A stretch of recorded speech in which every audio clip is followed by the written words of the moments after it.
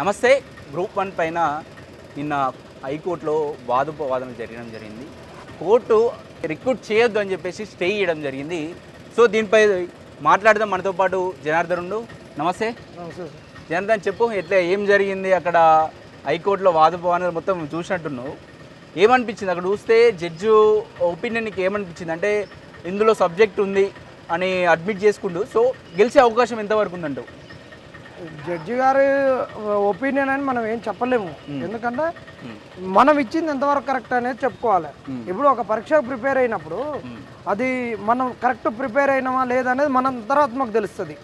ఉద్యోగం రానప్పుడు ఇక పేపర్ చక్కగా గీయాలి అది ఇదని చెప్పుకున్నట్టు కాదు. ఇక్కడ ముచ్చట ఏంటంటే మేము ఏమంటున్నాం అంటే మేము ఇచ్చినటువంటి ఎవిడెన్స్లు ఏదైతుందో అది పక్కా కోర్టు రూపకంగా కోర్టుకి ఏది ఇస్తే కావాలి. కోర్టు అనేటటువంటిది అజంప్షన్స్ ప్రిజంప్షన్స్ మీద పోదు, కేవలము వాస్తవాలు ఆధారాల మీద ఆధారపడి కోర్టు పనిచేస్తుంది. కాబట్టి వాళ్ళు చేసినటువంటి అవకతవకలకు ఆధారాలు ఇచ్చినాం. వాళ్ళు ఏదైతే పెట్టుకున్నటువంటి రూల్స్ను వైలేట్ చేసారో ఆ రూల్స్ను వైలేట్ చేసినటువంటి దానికి ప్రతిదీ ఆధార సహితంగా కోర్టుకు సబ్మిట్ చేసినాం. కాబట్టి ఈరోజు మాకు స్టే వచ్చింది. ఇంకా వాళ్ళు ఎవరైతే టీజీపీఎస్ వాళ్ళు ఉన్నారో మేము ఇంత పకడ్బందీ ఆధారాలను ఇచ్చినప్పుడు వాళ్ళు ఆడలేక మధ్యలో బాగాలేదన్నట్టు ఇక్కడ ఆయనకి ఏమో మునిగిపోయిందో ఎమ్మటే ఇక్కడ కోర్టులో ప్రొసీడింగ్స్ నడుస్తుండగా కూడా ఆ రోజు వాదనలు మధ్యాహ్నానికి ఉన్నాక కూడా బుధవారం నాడు ఆయన గురువారం నాడు బుధవారం నాడు ఉన్నాక కూడా ఆయన ఎందుకు హైకోర్టులో మళ్ళీ సీజే బెంచ్ గారి దగ్గరికి వెళ్ళిర్రు అంటే ఒకవైపు మాకున్నటువంటి కేసు ఏదైతే స్పోర్ట్స్ కేసు ఉందో స్పోర్ట్స్ కేసు నడుస్తుంటే ఇంకా వాళ్ళను ఆరుగురిని అసలు ఉన్నవా లేదా ఏందనేది ఎలా చూపించలేదు. అసలు ప్రిలిమ్స్ రాసిర్రు, మెయిన్స్ రాసిర్రు, వాళ్ళ రిజల్ట్స్ ఇవ్వలేదు, అనెక్సరీలో లేదు, వాళ్ళది జిఆర్ఎల్లో లేదు, రికౌంటింగ్కి లేదు. ఇట్లా 16 మంది ఎక్కువ వచ్చినప్పుడు అది తప్పించుకోవడానికని అటు ఊరికి ఇటు ఊరికి మళ్ళీ అక్కడ డివిజనల్ బెంచ్లో మొట్టికాయలు వేసినాక మళ్ళీ సింగిల్ బెంచ్కి వచ్చి సింగిల్ బెంచ్లో కూడా స్టే వదిలేరి మేము తొందరపోయి అపాయింట్మెంట్స్ ఇవ్వాలి, మాకు ఐఏఎఫ్లో స్టే పిటిషన్ వేసుకోవడం, ఇదంతా ఒక దుర్మార్గం. ఇవాళ మా యుద్ధం అనేటటువంటిది టీజీపీఎస్సికి నిరుద్యోగులకు మధ్య జరుగుతున్నటువంటిది. మేము టీజీపీఎస్సి నిలదీస్తున్నాం. అది రాజ్యాంగబద్ధ సంస్థ. రాజ్యాంగబద్ధ సంస్థ ఎట్లా పనిచేస్తుంది, దాన్ని చేయాల్సిన విధి విధానాల గురించి మేము అడుగుతున్నాం. ఇది కూడా ఎందుకు అడుగుతున్నాం అంటే ఆ రోజు కాంగ్రెస్ రావడానికి ఏదైతే ఉందో టీజీపీఎస్సీ ప్రక్షాళన అన్నారు, దానికి కట్టుబడి ఉండి ప్రక్షాళన అవుతుందని మేము చేసినాం. మేము ఇచ్చిన ఆధారాలన్నీ కరెక్టు. ఇంకొక విషయం అందరికీ తెలియనిది ఏంటంటే చాలామంది ఇంకా మీరు ఏదో తప్పు చేసిరంట, మీ మీద కేసులు అయినాయంట, పిటిషనర్లు అనేటటువంటిది బాగా వస్తుంది. వాస్తవానికి అక్కడ ఏది ఏమున్నా కానీ కోర్టు అడ్మిట్ చేసుకోవడం గొప్పది. ఎందుకంటే అందులో సబ్జెక్ట్ లేనిది, అందులో మ్యాటర్ లేనిది కోర్టు ఎందుకు అడ్మిట్ చేసుకుంటుంది? మళ్ళీ పైగా స్టే ఇచ్చింది. సో అందులో ఏదో ఉంది అని విందామనే ఒక ఉద్దేశమే కదా కోర్టుకు. అది మేము కూడా చెప్పినాం కదా స్వామి. మీ స్టూడియోలో చెప్పింది ఉర్దూ 9 మంది వచ్చిర్రు, 9 మంది ఉన్నారు అని చెప్పిండు ఫస్ట్, తర్వాత 10 మంది అని చెప్పిండు. కనీసం అది లెక్క చేసుకోలేరా? ఇవాళ నేను చూపిస్తాను మీకు ఒకటి. బెల్ అనేటటువంటిది ఇవాళ బయోమెట్రిక్ వీళ్ళు ఎంత దొంగలంటే అంత దొంగలు. ఇవాళ బయోమెట్రిక్ తీసుకోగానే అవుతుంది ఎమ్మటే. బయోమెట్రిక్ అంటేనే అది కదా. ఇవాళ మనం ఇట్లా ఏలు ముద్ర వేయగానే ఇప్పుడు రేషన్ షాప్ కాడికి పోతాం, ఇట్లా వేయగానే నీకు వస్తుంది కదా బియ్యం అనేటటువంటిది, నీది ఏలు యాక్సెస్ అయిపోతుంది కదా. ఇక్కడ చూడండి, ఇట్లా బయోమెట్రిక్ ఒక బెల్ సిస్టమ్ మొత్తాన్ని కూడా ఇట్లా ఎన్ని గంటలకు ఏంటి అనేది చెప్పినటువంటి ఉన్నటువంటి విషయం. నీకు ఉదయం నుంచి 3-2:30కు ఎగ్జామ్ హాల్లోకి వెళ్తే 5:30 వరకు బయోమెట్రిక్ని కంప్లీట్ చేయాలి. 5:30 వరకు కూడా బయోమెట్రిక్ కంప్లీట్ చేయట్లేక నాకు ఇంకా 10 నెలలు రావాలంటే ఇదేమి ఎక్కడి బయోమెట్రిక్ సిస్టమ్? వీళ్ళ కాడ ఏం బయోమెట్రిక్ ఉంది? ప్రిలిమ్స్ అయిపోయిన వెంటనే నువ్వు ప్రిలిమ్స్ జూన్లో అయిపోతే ఆగస్టులో నువ్వు రిజల్ట్ ఇచ్చినావు. రిజల్ట్ ఇచ్చినప్పటికీ అటెండెన్స్ ఎంతమంది వచ్చారు అనేది చెప్పినావు.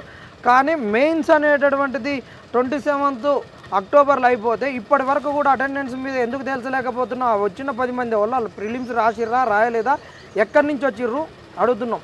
ఈడ మీకు బెషరత్తుగా అడుగుతున్నాం. ఇక్కడ మమ్మల్ని 2.0 నాశనం చేసింది నర్సింగ్ అడ్వకేటు. ఆ నర్సింగ్ అడ్వకేట్ చేసినటువంటి ఒక మోసం వల్ల ఇవాళ మేము నాశనం అయిపోయినాం. ఆయన రేవంత్ రెడ్డి గారితో ఉండి, రాహుల్ గాంధీ గారితో ఉండి ఈ ఎగ్జామ్ క్యాన్సిల్ చేసిండ్రు. ఆ రోజు ఎక్కువ మాకు ఓఎంఆర్లు వచ్చినాయనే చేసినటువంటి ఈ నర్సింగ్ గారు మరి ఈరోజు ఎందుకు మాట్లాడట్లేరు? ఆయన అన్ని ఆధారాలు చూపిస్తాం. బట్ ఇగో ఆయన రాహుల్ గాంధీ తోటి ఉన్నటువంటిది ఇక్కడ నిన్న వివేక్ టంక గారితో వీళ్ళందరితో ఆయన యూత్ కాంగ్రెస్ రేవంత్ రెడ్డితో ఉన్న ఆయన అసలు ఈయనది తమ్నేలు పెట్టి అసలు ఈయన ఎక్కడ పోయిండు, ఇప్పుడు ఏడబండుకున్నాడు. ఆయన మాట్లాడతాడు ఒక వీడియోలో, వీళ్ళే మనకు ఓఎంఆర్లు ఎక్కువ వచ్చినాయి కాబట్టి నేను చేసిన అన్నాడు. ఇక్కడ మేము కీలకంగా అడుగుతున్నాం, అన్ని అంశాల కన్నా అత్యంత ముఖ్యమైనటువంటిది ఎవరైతే ఎక్కువ వచ్చారో 16 మంది అది తేల్చాలి.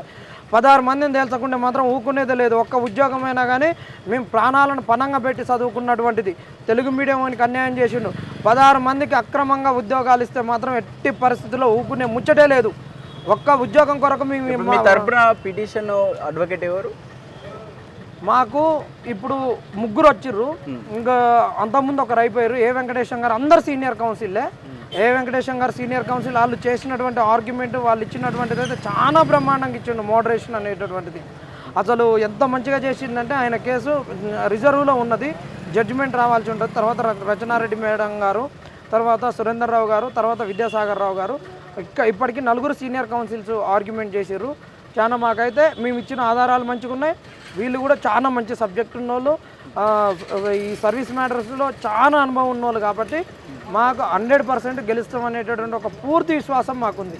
ఒకవేళ కేసు నెగ్గితే ఏం జరగబోయే అవకాశం ఉంది? మొత్తం నోటిఫికేషన్ రద్దు అయ్యే అవకాశం ఉంటుంది. ఇక్కడ నోటిఫికేషన్ రద్దు అనేటటువంటి ఇక్కడ మేమేం అడిగింది కాదు. ఇక్కడ మెయిన్స్కి సంబంధించింది కాబట్టి అయితే రీమెయిన్స్ జరిగే అవకాశం ఉంటుంది, అయితే జ్యుడిషియల్ ఎంక్వైరీ అయ్యే అవకాశం ఉంటుంది. అయితే ఇంకొకటి ఇంకా మాకేదన్నా ప్రిలిమ్స్లో ఇబ్బంది ఏం లేదా? ప్రిలిమ్స్లో ఇబ్బంది ఉండే. ఆ ప్రిలిమ్స్లో ఉన్న ఇబ్బందులన్నిటిని కూడా అక్కడ కోర్టు, సుప్రీంకోర్టు లేటుగా వచ్చింది. ఇక్కడనే ఈ సింగిల్ బెంచ్, డివిజనల్ బెంచ్, అక్కడ సుప్రీంకోర్టు కూడా లేటుగా వచ్చిరని చెప్పేసి ఆ రోజు మా కేసులను డిస్మిస్ చేయడం జరిగింది. అదే 2011లో 2 క్వశ్చన్లు తప్పు ఉంటే ఇంటర్వ్యూల స్థాయిలో జాబు రేపిస్తామనగా కూడా ఎగ్జామ్ క్యాన్సిల్ అయింది. కానీ అది మా దురదృష్టం అంతే. ఆ కేసు అయితే అది తలుచుకుంటే మాకు కన్నీరు ఒక్కటే మిగిలిద్ది. కానీ ఈ కేసులో మాత్రం ఈసారి మేము గెలుస్తున్నాం. ప్రభుత్వానికి అయితే బిగ్ షాక్ అనుకోవచ్చు కదా. స్టే అనేది మామూలు కాదు. ఇప్పుడు వాళ్ళు రిక్రూట్మెంట్ చేయాలంటే స్టే వేకౌట్ చేస్తేనే వాళ్ళకి రిక్రూట్ చేసుకునే అవకాశం ఉంటుంది. వాళ్ళు ఎంత వాళ్ళకి షాకే, 100% షాకే కాంగ్రెస్కు. ఎందుకంటే ఒకవైపు ప్రభుత్వానికి టీజీపీఎస్కి చెబుతుంటే కూడా వాళ్ళు ఒక్కడ కేసు ఉండగా మధ్యాహ్నం ఉండగా ఉదయం పూట ఏమవసరం డివిజనల్ బెంచ్ ఇవ్వరు, అక్కడి నుంచి ఇక్కడికి వచ్చిర్రు. మళ్ళీ ఇక్కడ ఇది నడుస్తుండగానే ఆర్గ్యుమెంట్ జరుగుతుండగానే నేను మళ్ళీ వెకేషన్ బెంచ్ పోతా, ఐఏ పిటిషన్స్ అని వాళ్ళు టీజీపీఎస్సీ వాళ్ళకు అంత ఆతృతత ఉందంటే ప్రభుత్వం కూడా వాళ్ళని ఎంత ఉరికిస్తుందో.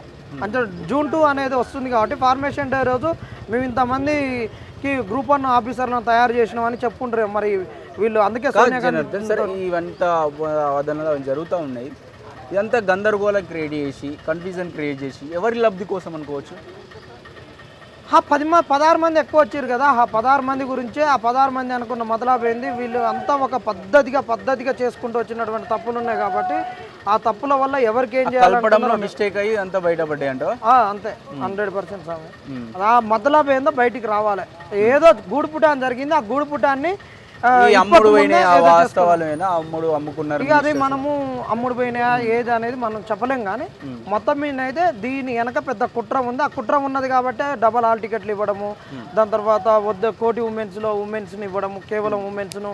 ప్రిలిమ్స్లో అబ్బాయిలను ఇచ్చినా కానీ వీళ్ళు కావాలని మళ్ళా ప్రిలిమ్స్కి వచ్చేసరికి అబ్బాయిలను అమ్మాయిలను ఇద్దరిని రాపిచ్చిర్రు ఎగ్జాము. కానీ ఇప్పుడు వచ్చేసరికి ఓన్లీ అమ్మాయిలనే రాపిచ్చిర్రు. అంటే దాంట్లో ఉన్న అంతరార్థం ఏంది?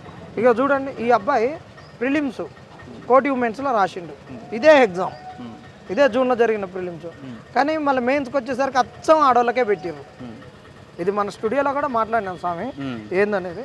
ఇదంతా ఒక కావాల్సుకొని నిమ్మలంగా ఒక పద్ధతి ప్రకారము అవినీతి చేయడానికి ఒక ఆస్కారంగా చేసినటువంటిది ఇది. అందుకనే కోర్టు ఇలా ఏదో ఉందని భావించే స్టే ఇచ్చింది. వాళ్ళు ఎంత అడిగినా స్టే వేకేట్ చేయలేదు. ఇది మీ నైతికంగా న్యాయపరంగా కూడా ఇప్పటికీ ఒక రూపాయలో అర్ధవంతు గెలిచినాం. రైట్. ఇది చూస్తూ ఉంటే చివరికి గ్రూప్ 1 అది స్టే అయితే వచ్చింది. సో ప్రభుత్వం దాని మీద మరి ఏం చేస్తుంది, మళ్ళీ వాదనలు ఏమి వినిపిస్తుంది? ఫర్దర్గా మళ్ళీ ఒక డేట్ ఇచ్చారు, ఆ డేట్ రోజు మళ్ళీ వాదనలు జరుగుతూ ఉంటాయి. ఇది కామన్గా జరుగుతూ ఉంటుంది. మరి ఈ గత ప్రభుత్వంలో టీజీపీఎస్సీ అనేక ఆరోపణలు దాని మీద వచ్చినాయి, పేపర్ లీకులైనవి, అంత గందరగోళం నెలకొంది. మీరు అధికారంలోకి వచ్చినాక మీ దగ్గర ఈ వైఫల్యం ఎందుకు జరుగుతూ ఉంది? ఈ అనుమానాలు విద్యార్థులకు ఎందుకు వస్తూ ఉన్నాయి? అంటే ఏదో లోపం జరుగుతుంది కదా.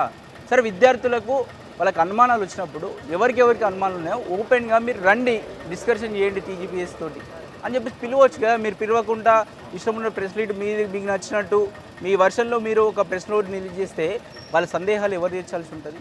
అది ఇప్పుడు ఎంతవరకు వచ్చింది? మీరు రియాక్ట్ కాకపోవడం వల్ల ఈరోజు కోర్టు వరకు వెళ్ళింది, ఉన్నటువంటి ఉద్యోగాల మీద స్టే రావడం జరిగింది. సో దీని మీద మరి టీజీపీఎస్సీ ఎలా పోతుంది ముందుకు, ప్రభుత్వం మరి ఏం ఆలోచిస్తుందో చూడాల్సింది. చూస్తూ ఉండండి మన తొలి వెలుగు.